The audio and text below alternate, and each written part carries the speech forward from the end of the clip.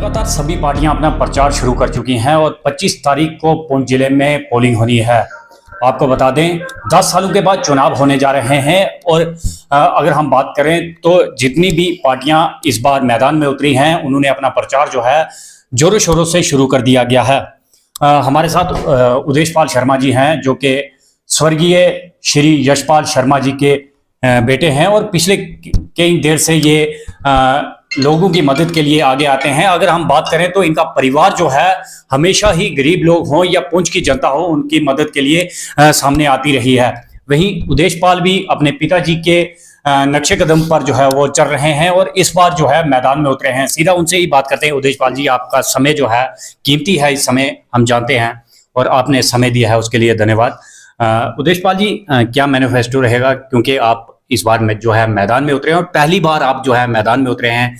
आपका अगर हम बात करें तो बहुत बड़ा कैरियर जो है राजनीति में जो है वो निकला है, क्योंकि आपके फादर साहब जो है वो इलेक्शन लड़े हैं, बड़े ब्रदर जो हैं वो जो है म्युनिसिपैलिटी का इलेक्शन लड़ चुके हैं, चाचा जी लड़ चुके हैं। क्या इस बार लेकर आप पैगाम जो है जनता के बीच निकले हैं?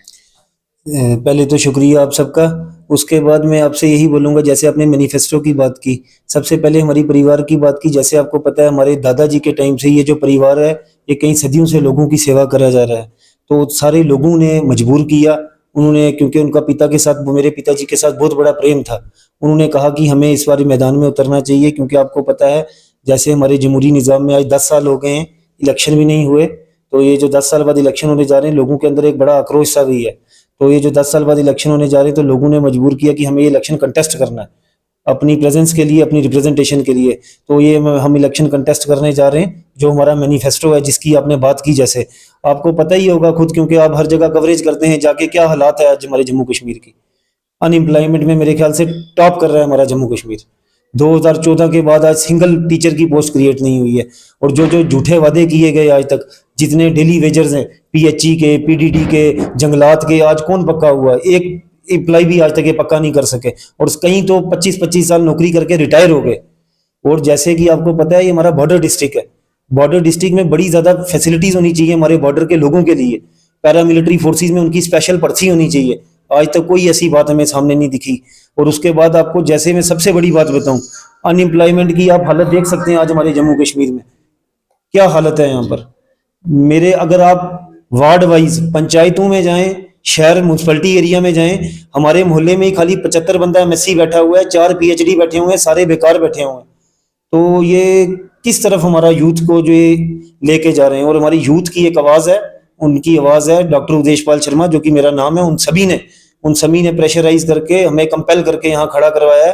तो मैं आप सबसे वादा करता हूँ, अगर मैं आपका नुमाइंदा बनूंगा तो जैसे मेरे वालिद साहब, आपको पता है 78 की डुरली हुई, उसके बाद किस तरह हमारे लोग लगे, बिना मजहबों मिलत, हिंदू मुस्लिम सिख ईसाई, इतनी ज्यादा जॉब अपॉर्चुनिटीज हुई और इतने ज्यादा लोग लगे। आज वही लोग, कोई डीएफओ रिटायर है, कोई सीओ रिटायर है। तो आज आप प्रोटेस्ट तक नहीं कर सकते, क्योंकि आज आपको राइट टू प्रोटेस्ट मेरे ख्याल से तो खींचा गया। प्रोटेस्ट करते नहीं तो 2 सेकंड में पुलिस पहुंच के पीएसए लगाने की धमकियां आती हैं। तो अगर आप आवाज ही नहीं उठाओगे किसी चीज के, तो बिना आवाज तो बच्चा रोएगा तो माँ उसको दूध देती है। अगर आप रोओगे नहीं तो मेरे को नहीं लगता आपको कोई जॉब अपॉर्चुनिटी मिलेगी। ये सारी यूथ जो है उन सबकी एक ही आवाज है, हम सब ने इकट्ठे होकर लड़ना है। किसके लिए लड़ना है? अपने फ्यूचर के लिए, अपने मुस्तकबिल के लिए। आज क्या हालत है हमारे यूथ की, ड्रग्स की तरफ जा रहा है। वो क्यों जा रहा है? फ्रस्ट्रेशन के कारण। अगर कोई पेरेंट्स है, किसी के माँ बाप बहुत मेहनत से कमाई करते हैं, यहाँ पर कोई इंडस्ट्रियल एरिया नहीं है हमारा पुंछ, एक छोटा सा एरिया है, उसमें कोई इंडस्ट्रीज नहीं है, सब कोई माल मवेशी पे डिपेंड है, कोई शॉपकीपर है, बहुत ही कम लोग हैं जो मुलाजिम होंगे, जो मुलाजिम आते हैं वो अपने बच्चों को इतनी मेहनत से पढ़ाते हैं और आज उनके बच्चे बेकार बैठे हुए हैं। उदेश पाल जी, देखा जा रहा है कि बड़ी बड़ी पार्टियां जो हैं चुनावी सत्ता में जो है वो उतर चुकी हैं, फील्ड में जो है घर घर जाकर प्रचार जो है वो कर रही हैं। क्या आपकी पार्टी भी जो है इंडिपेंडेंट आप इलेक्शन लड़ रहे हैं? किस तरह से कैंपेनिंग जो है कहां तक पहुंची और किस तरह से आगे जो है रणनीति रही? पार्टियों का काम है, जब भी इलेक्शन होगा हर पार्टी ने अपना मैनिफेस्टो रखना है, हर पार्टी ने अपनी कैंपेन चलानी है। और पूरा पुंछ बहुत अच्छे से जानता है हमारे परिवार को। कई लोग होते हैं सत्ता के लालची, सत्ता के भूखे, जो हर साल कंटेस्ट करने की कोशिश करते हैं। हम कोई खुद अपनी मर्जी से नहीं लड़े, हमें लोगों ने लड़ाया है, क्योंकि हमने अपना वजूद जो है यहाँ जिंदा रखना है। तो अपने वजूद को जिंदा करने के लिए लोगों ने हमें लड़ाया और हमारा प्रचार ईश्वर की कृपा से अच्छा चल रहा है। और आप खुद देखेंगे आने वाले टाइम में जो सियासी पार्टियां यहाँ आज भी लोगों को गुमराह कर रही हैं, क्योंकि आज भी वो गुमराह कर रही हैं। जैसे कई जगह तो ऐसा प्रचार चल रहा है कि आपसे ये खींचा जाएगा, वो खींचा जाएगा, एक भय का माहौल क्रिएट किया जा रहा है। अब लोग बहुत समझदार हैं, बहुत साइलेंट हैं, तो आपको खुद पता लगेगा, जल्दी आपको रिजल्ट आपके सामने आएगा। उदेश पाल जी, कुछ पार्टियों से हमने लगातार इन दिनों में बात की है और कुछ पार्टियां ये भी दावा कर रही हैं कि जब हम सत्ता में आएंगे तो 370 35 से या इस तरह की बातें जो है वो लोगों तक पहुंचाकर उन्हें गुमराह कर कर जो है वोट हासिल करने की कोशिश जो है कर रही हैं। क्या आपकी रणनीति इस तरह की रही? सर, हमारी रणनीति, हमने आपको एक ही बात कही, अगर देश है, देश किस पे चल रहा है आज? हमारा हिंदुस्तान में सबसे ज्यादा यूथ है आज। अगर यूथ को नौकरी ही नहीं मिलेगी, आप इतने बड़े बड़े इश्यूज की बात करते हैं हर बार, अगर बंदे के पास नौकरी नहीं, कोई रोजगार नहीं, तो वो क्या करेगा? ये इतने बड़े वादे जो हैं, ये खोखले वादे, ये सारे वादे हम नहीं करेंगे। बच्चों को रोजगार चाहिए जनाब, कि उसके पेट में कुछ जाए, तो कल वो भी कोई शादी ब्याह करे, अपने बच्चों को आगे कोई देख रेख करे। भूखा मर रहा है बच्चा, बेकार बैठा हुआ है, ड्रग्स की तरफ जा रहा है, ड्रग्स की लत लगी हुई है ऐसी कि कई घर खत्म हो गए हुए हैं। आप खुद देखते होंगे, आप रिपोर्टिंग करते हैं हर जगह। ड्रग्स कोई मजहब पूछ के हर जगह एंटर नहीं करता। कितने हिंदू लड़के जो हैं वो पिछले 2 साल में उनकी मौतें हुई हैं ड्रग्स के थ्रू, ऐसा चिट्टा फैला हुआ है। कितने मुस्लिम लड़के, कितने सिख लड़के। तो अगर रोजगार ही नहीं होगा तो आप बड़े बड़े मुद्दों की तो बातें करते हैं, जिन पे रोटियां सेक भी गई हैं सियासी पार्टियां बड़ी बड़ी। मेन बात करो जनाब, आप डेली वेजर्स को पक्का करो। आप बात करनी है, आप रोजगार की बात करो। जो आज यूथ बेकार बैठा हुआ है, अनएम्प्लॉयड है, उनको एम्प्लॉयमेंट कैसे देनी है, आप उसकी बात करो। आप प्राइवेट सेक्टर की बात क्यों नहीं कर रहे पुंछ में? आप हाइडल प्रोजेक्ट्स की बात करो, उस प्रोजेक्ट को एक्टिवेट करके हमारे लोगों को क्यों नहीं लगाया जा रहा? आप जीएमसी पुंछ की बात क्यों नहीं कर रहे? आज तक जितनी पार्टीज हैं, आज तक हमें गवर्नमेंट मेडिकल कॉलेज एक पुंछ में नहीं दिया गया हमारे डिस्ट्रिक्ट को। इतना हमारा बॉर्डर के लोग कहीं गए गुजरे हैं। आज हमारी कोई भी मेडिकल इमरजेंसी होती है तो सीधा हमें जम्मू रेफर कर दिया जाता है। जो मेडिकल कॉलेज हमें मिलना था वो रजौरी को दिया गया। आप बात करें मुद्दों की, क्योंकि जो बच्चे हैं, जो नौजवान हैं, वो रोजगार के भूखे हैं, ना कि वो बड़े बड़े इश्यूज के भूखे हैं। जब रोजगार उनके पास होगा तो वो भी किसी सीधी लाइन में जाएंगे। उदेश पाल जी, देखा जा रहा है कि युवा हो या बुजुर्ग हो या महिलाएं हो, हमने उनसे बात की है, एक नया चेहरा, एक यंग चेहरा जो है वो सामने लाने की कोशिश जो है लोगों के द्वारा भी की जा रही है। हमने बहुत से लोगों से बात की है और सबकी यही आवाज़ इस बार हमें सुनने को मिली है कि जहां भी देखेंगे उदेश पाल को देखेंगे।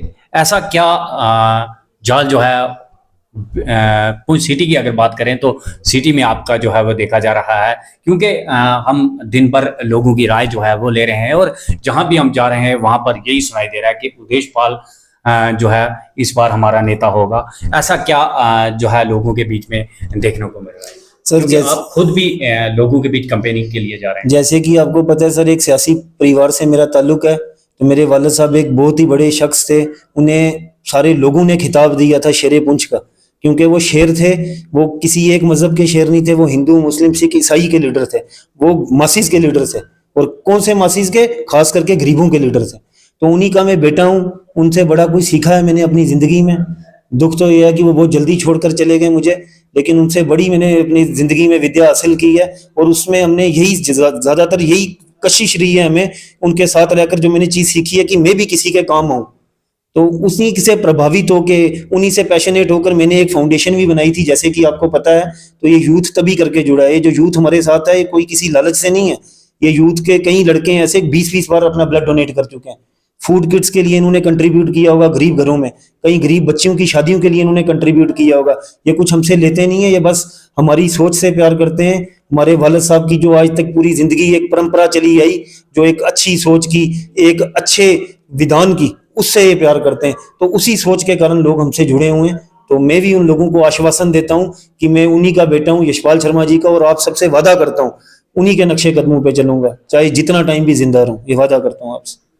ये थे हमारे साथ उदेश पाल शर्मा जी, जो कि इंडिपेंडेंट कैंडिडेट हैं और इस बार मैदान में उतरे हैं। आपको बता दें, बहुत बड़ा करियर जो है इनकी फैमिली का रहा है। और अगर हम बात करें तो पिछले कई सालों से लोगों की मदद के लिए ये परिवार जो है आगे आता रहा है। स्वर्गीय यशपाल शर्मा जी, कई बार हमने उनसे सीधी बात की है और उनका जब भी हम उनसे बात करते थे उनका यही कहना था कि मैं 24 घंटे जो है जनता के लिए हाजिर हूँ, मेरे घर के दरवाजे जो है उनके लिए खड़े हैं। और जैसे उदेश पाल जी ने भी ये कहा है कि अगर ये जीत कर आते हैं तो इनके दरवाजे जो है जनता के लिए हमेशा खुले रहेंगे। कैमरामैन शहजाद के साथ सनी शर्मा।